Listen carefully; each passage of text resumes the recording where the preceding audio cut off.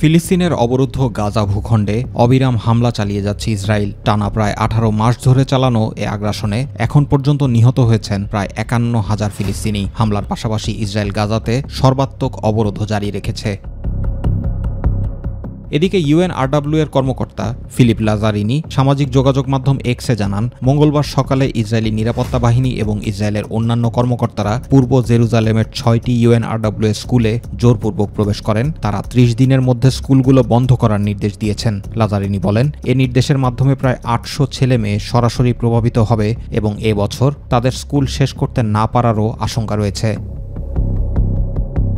অপরদিকে ফিলিস্তিনের গাজা উপত্যকায় ইসরায়েলি বাহিনীর হামলায় আরও 26 জন নিহত হয়েছেন। মঙ্গলবার ভোর থেকে বুধবার ভোর পর্যন্ত চালানো হামলায় 26 জন নিহত হন বলে জানিয়েছে ফিলিস্তিনি কর্তৃপক্ষ।